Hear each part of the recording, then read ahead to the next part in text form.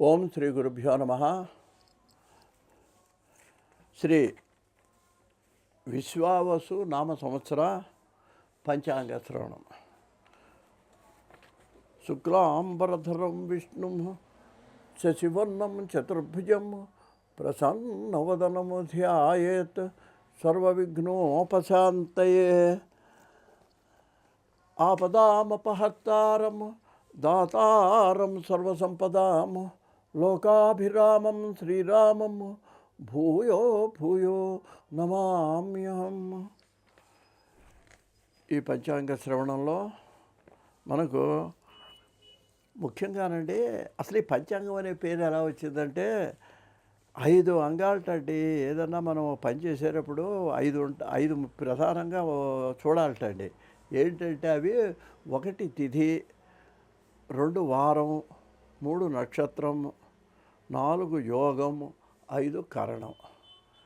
మనందరికీ సామాన్యంగా మనం క్యాలెండర్లో చూసినా కూడా మొదటి 3 మనకు తెలుసండి. ఏంటి ఇవాళ తిథి ఏమిటి అంటే క్యాలెండర్లో చూసి మనకు అర్థమవుతుంది. వారం మనందరికీ తెలిసిందే, నక్షత్రం కూడా కిందనే, తిథి కిందనే నక్షత్రం. అందువల్ల ఈ 3 మనకు చూసుకోగలం, అంతవరకు మనం సామాన్యం. ఇక మిగిలినవి ఏంటి, యోగము, కరణము. మొత్తం 5 కలిపితే పంచాంగం అంటారండి. అది మన పంచాంగం అంటే ఈ 5టిని బాగుంటే ఒక మనిషికి ఆ రోజు మనకు ఆ చేసే ప్రయత్నం ఫలిస్తుంది అని అర్థం. అది ఆ పంచాంగం యొక్క ఉపయోగం అండి. మరి యోగ కరణాలు ఏమిటి అని, యోగం అంటే ఏంటంటే యోగాత్ రోగ నివారణం. 27 యోగాలు ఉన్నటువంటివి. ఇవి మనకు జ్యోతిష్ శాస్త్రం సంబంధించిన వాళ్ళకి తెలిసినటువంటి విషయాలు అవి. అలాగే కరణాలండి. కరణం వల్ల ఏమిటి, ఈ కరణం బాగా కనుక మంచిగా ఉందో లేదో మనం చూసుకుంటే అది బాగుంటే మనకు కరణాత్ కార్యసిద్ధిచ్చ.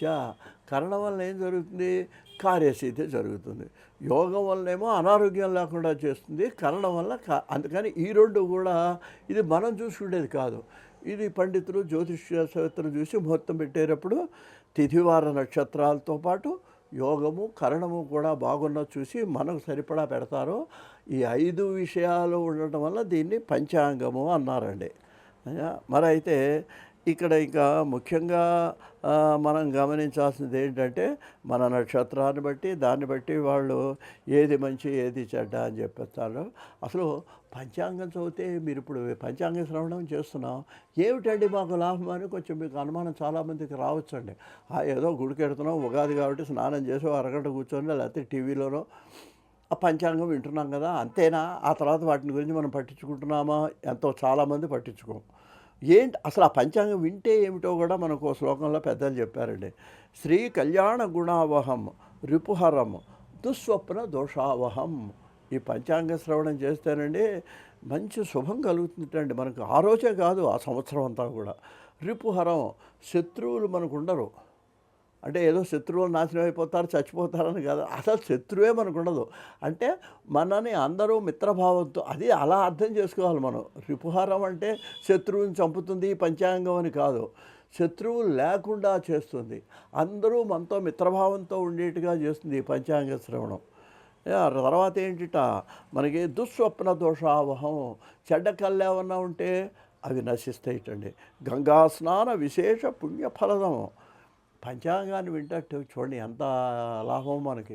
గంగా స్నానం చేసిన ఫలితం వస్తుందండి పంచాంగాన్ని శ్రద్ధగా వింటే. ఏదో విని చెబుతూ విని వదిలేయటం కాదు, అలా వింటే గంగా స్నాన విశేష పుణ్యఫలదము. గోదాన తుల్యం నృణాం. మనోళ్ళందరికీ కూడా గోదానం చేసిన ఫలితం మనకు వస్తుంది. ఆయుర్వృద్ధి, ఆయుర్దాయం వృద్ధి చెందుతుంది. శుభకరం సంతాన ఎన్ని లాభాలు చెబుతున్నారు చూడండి పంచాంగ శ్రవణం వలన. నానాకర్మ సుసాధనం సముచితం పంచాంగం ఆకర్ణ్యతాం. కాబట్టి నాయలారా ఈ పంచాంగాన్ని మీరు వినండి అని పండితులు మనకు చెబుతున్నారండి. మరి నిజంగా మనం చెప్పాలంటే ఎక్కడో తాటాకుపాకల్లో కూర్చొని రాసినటువంటి పంచాంగాలు రాసిన మన సిద్ధాంతులు గ్రహణం ఎప్పుడు వస్తుందో చెప్తున్నారు. గంటల నిమిషాలతో ఏ ప్రాంతంలో వస్తుంది, ఎప్పుడు పట్టుదూయి ఉంటుంది, ఎప్పుడు విడిపుంటుంది, ఎలా చెప్తున్నారండి. ఇది ఒక శాస్త్రం. ఇదంతా ఒట్టిది ఉండేది. ఒట్టిదంటే మరి అక్కడ ఆకాశంలో మీ గ్రహణం ఎలా కనిపిస్తుంది? ఇది ఒక్క నిదర్శనం చాలండి మన శాస్త్రవేత్తలు చెప్పేవి యథార్థాలని చెప్పడానికి ఒక్క గ్రహణాలు సంబంధించిన విషయం మనకు సరిపోతుందండి అయ్యా. మరి అందుకని ఇది రాసులు 9, మరి ఈ రాసులు 12, 12కి ఒక్కొక్క దాంట్లో 9 పాదాల కింద చేసుకుంటే 12 × 9 108. నక్షత్రాలు 27, 27 × 4 పాదాలు 108. అందుకనే మనకు ఏదైనా జపమాలలో 108 పూసలు ఎందుకు పెట్టుకుంటామంటే ఈ 108కి అంత ప్రాముఖ్యం మనకి ఉన్నదండి. మనం చాలామంది శతాయుష్మాన్ భవ 100 సంవత్సరాలు పూర్ణార్థం అనుకుంటాం. కాదండి, జాతక చక్రంలో చూస్తే ఏదో చంద్రుడు 10 సంవత్సరాలు, కుజుడు 7 సంవత్సరాలు లెక్కడితే చివరికి ఈ 9 గ్రహాల యొక్క టోటల్ చేస్తే 120 సంవత్సరాలు వస్తుంది. అంటే అర్థం ఏంటనమాట, మానవుడి యొక్క పూర్ణాయుర్దాయం 120 సంవత్సరాలండి. అందువల్ల ఏంటనమాట 120 సంవత్సరాలు మానవుడు జీవిస్తే మళ్ళీ తను ఏ స్థితిలో ఏ గ్రహాల్లో ఎప్పుడు పుట్టాడో ఆ స్థితి. ఇప్పుడు షష్ఠి పూర్తి అప్పుడు ఏమవుతుంది, 60 నక్షత్రాలు. షష్ఠి పూర్తి అప్పుడు మనం పుట్టిన పేరు గల ఆ సంవత్సరం వస్తుంది. అలాగే ఇక్కడ 120 సంవత్సరాలండి మొత్తం ఏంటి గ్రహస్థితులు అన్నీ కంప్లీట్ అవ్వటానికి. కాబట్టి మానవుడు పూర్వాయుర్దాయం మనం 120 సంవత్సరాలు అనేటువంటి విషయాన్ని కూడా మనం గ్రహించాలండి. ఇక ఈ సంవత్సరానికి వచ్చినట్లయితే దీని పేరు శ్రీ విశ్వావసునామ సంవత్సరము. వసు అనే శబ్దానికి ధనము అని, బంగారం అని కూడా అర్థం ఉందండి. విశ్వాసం అంటే మన ప్రపంచానంతటికి మంచి చేస్తుంది, ధనాన్ని ఇస్తుంది అని మనం కాసేపు అనుకుందాం. పోనీ అలా అనుకోవటం కూడా మన సంతృప్తేనండి. ఎందుకంటే ఇప్పుడు క్రోధినామ సంవత్సరం వచ్చింది అంటే అది కోపం తెచ్చేసిందని అందరికీ. ఇది నవ్వునండి. నామవాచకం అంటే పేరు. వాడు మన్మథరావు అని పెట్టుకున్నాడు అనుకోండి, వాడు చాలా అందగాడనా కాదు, అది అతని పేరు అది. అలాగే ఈ సంవత్సరాల పేర్లలో ఇది విశ్వావసు నామ సంవత్సరము. ఈ సంవత్సరంలో ఈ ఉగాది ఏమైందంటే మార్చి నెల 30వ తేదీ వచ్చిందండి. ఈ ఉగాది ఆదివారం నాడు వచ్చింది. అక్కడి నుంచి మనకు వసంత నవరాత్రులు ప్రారంభం, వసంత ఋతువు ప్రారంభం. మరి ఆ రోజున మనం అభ్యంగన స్నానం చేస్తామండి, నింబ కుసుమ భక్షణం చేస్తాము. నింబ కుసుమ భక్షణం అంటే వేప పచ్చడి తింటాం అనమాట అండి. ఎంత ఉన్నవాడు లేనివాడైనా సరే కొంచెం ఏదో వాడు కొన్నంతలో కొత్త బట్టలు వేసుకుంటాడు, హాయిగా కొంచెం సంతోషంగా ఉంటాడు, పిండి వంటలు చేసుకుంటారు, దైవ దర్శనం చేసుకుంటాడు, పంచాంగ శ్రవణం చేస్తారు. ఇది ముఖ్యమైందండి. ఇది ఉగాది నాడు చేయాల్సిన పనులలోనండి. అయ్యా మరి ఏంటి వేపు అన్నట్టయితే ఈ వేపాకు వేపబెరడు కూడా చర్మ వ్యాధులను నివారిస్తుందండి. ఆ వేప చెట్టు గాలి చెట్టు కింద కూర్చుంటే ఆరోగ్యాన్ని ఇస్తుందండి మనకి. ఈ గుంటూరు జిల్లాలో అక్కడ వేపు అని రాలుతుంది కదండి, అది జాగ్రత్తగా ఎండబెట్టుకొని వేపు పచ్చడిని కూర కింద చేసుకొని తింటారండి. అది ఆరోగ్యానికి చాలా మంచిది. చింతపండు బెల్లం వేసి వేపు పచ్చడిని తింటారట గుంటూరు, ప్రకాశం జిల్లాల్లో. అది ఒక విధంగా ఆరోగ్యానికి మంచిది. వేపకాయలు కూడా మన ఆరోగ్యానికి ఎన్నో ఆయుర్వేదాల్లో వాడతారు, తీసుకెళ్ళి ఆ వేపకు సంబంధించిన అనేక వస్తువుల్ని. అదే కాకుండా నవరసులు అంటే ఏంటి, వేప పులుపు, చేదు, తీపి అన్నీ కూడా ఈ సంవత్సరంలో మనం అనుభవిస్తాం. కాబట్టి అన్నిటినీ కలిపి ఇక్కడ ఉగాది పచ్చడి మనకు చేయటం జరుగుతుంది అనేటువంటి విషయాన్ని కూడా మనం మరి గ్రహించాలండి. అందువలన ఈ విధంగా ఉన్నటువంటి పరిస్థితిలో ముఖ్యంగా మనకి ఈ ఉగాది ఆదివారం నాడు వచ్చింది. కాబట్టి ఆదివారం సూర్యుడు ప్రధానమైన వాడు కాబట్టి ఇక్కడ మనకేం కనిపిస్తున్నదంటే ఈ సంవత్సరానికి రాజు ఎవరు అన్నట్లయితే సూర్యుడు రాజు. అంటే ఏ వారం వస్తే దానికి అధిపతి రాజు అవుతాడండి ఈ సంవత్సరానికి. ఈ ఉగాది ఆదివారం వచ్చింది కాబట్టి సూర్యుడు రాజు. దీనివల్ల మనకు వచ్చే ఫలితాలు పరస్పర శత్రుత్వాలు, అగ్ని భయము, దొంగల భయము. ఈ సంవత్సరం మనం చాలా జాగ్రత్తగా ఉండాలి. మరి అధిక వర్షాలు అయితే గోధుమల పంట బాగా పండే అవకాశం కనిపిస్తున్నది. ఇక రాశిఫలాల్లో వీటిల్లో చూస్తే మంత్రి చంద్రుడైనాడండి. రాజేమో సూర్యుడు, మంత్రి చంద్రుడు. చంద్రుడు అవటం వలన పంటలు బాగా పండుతాయి, దేశం సుభిక్షంగా ఉంటుంది, పాడి పంటలు సమృద్ధిగా ఉంటాయి చంద్రుడి వలన. సేనాధిపతి, అర్ఘ్యాధిపతి మళ్ళీ సూర్యుడే. సూర్యుడి వలన ఏంటి మళ్ళీ యుద్ధాలు వస్తాయి, ప్రాణులకు రోగభయం ఉంటుంది, అల్పవృష్టి, ధరలు పెద్ద ఉండవు, పంటలకు తగిన ధరలు రావండి. మొన్న చూడండి ఈ మధ్య పెద్ద గొడవ అయింది. ఆ మిర్చి పంటకు గిట్టుబాటు రాలేదని చాలా గందరగోళం రైతులందరూ చేశారు. అదేవిధంగా ఈ సంవత్సరంలో కూడా అనేక పంటలకి గిట్టుబాటు ధర కూడా రాని పరిస్థితి ఏర్పడే అవకాశం ఉందండి. సస్యాధిపతి గురుడు, పంటలకు అధిపతి గురుడండి. ముఖ్యంగా మన గోధుమలు శనగలు బాగా పండుతాయి, మిగిలినవి అంతంత మాత్రంగా ఉంటుంది. అయితే భూమి పచ్చగా ఉంటుంది గురుడు వలన. ఏమండి, ఇంకా ముఖ్యంగా మనం దీంట్లో చెప్పుకోవాలంటే మూఢములు చూసుకుంటే గురుమూఢమి, శుక్రమూఢమి. గురుడు అంత అస్తంగతుడు అంటే ఇంకా ఆడ కనపడ్డండి ఆ గ్రహం ఆ సమయంలో సుముహూర్తాలు ఉండవు, ఏవి పెళ్ళిళ్ళు అవి ఏం చేయరు అనమాట. గురుమూఢమి చూపినట్లయితే 12/6/25 నుంచి 12/7/25 వరకు, అంటే ఇంచుమించు ఒక నెల రోజుల పాటు మూఢమి, ఏవి ముహూర్తాలు ఉండవు. ఇక శుక్రమూఢమి, శుక్రుడు బాగైపోతాడు, ఆ గ్రహం ఎవరికి కనపడ్డు. 28 నవంబర్లో వచ్చిందండి అది. 28/11/25 నుంచి 14/2/26 వరకు శుక్రమూఢమి. అంటే డిసెంబర్, జనవరి, ఫిబ్రవరి 14 వరకు శుక్రమూఢమి. ఇప్పుడు కూడా ముహూర్తాలు ఉండవు. ఇక కర్తరి, ఈ కర్తరి 4/5/25 నుంచి 28/5/25 వరకు ఈ కర్ర పనులు, మట్టి పనులు చేసేవాళ్ళేమో మానేయాలండి. ముఖ్యంగా ఈ తాటాకిళ్ళు కట్టుకునే వాళ్ళు కూడా ఆ సమయంలో పనికిరాదు. శంకుస్థాపనలు, గృహప్రవేశాలు అనేవి కూడా కొంతమంది గృహప్రవేశం అంటారు, కానీ వీలైనంత వరకు మానేయటం మంచిది. ఇక పుష్కరాలు ఈ నెలలో, ఈ సంవత్సరం సరస్వతీ నది పుష్కరాలు. సరస్వతి దగ్గర బద్రీనాథ్ దగ్గర పుట్టిందంటారండి సరస్వతి నది. మనకు ఇక్కడ సరే త్రివేణి సంగమంలో కూడా అంతర్గతంగా సరస్వతి నది ఉంది. మరి దీనికి 9/5/25 నుంచి 25/25 వరకు 12 రోజులు గురుడు మిథున రాశిలో ప్రవేశిస్తాడు. ఇది పుష్కర కాలం, సరస్వతీ నది పుష్కరాలు ఈ సంవత్సరం. ఇంకా సంక్రాంతి పురుషుడు 14/1/26న సంక్రాంతి పండుగ అండి. 13 కాదు, 14న రాత్రి 8:43కు సూర్యుడు మకర రాశిలో ప్రవేశిస్తాడు. 14వ తారీఖున రాత్రి.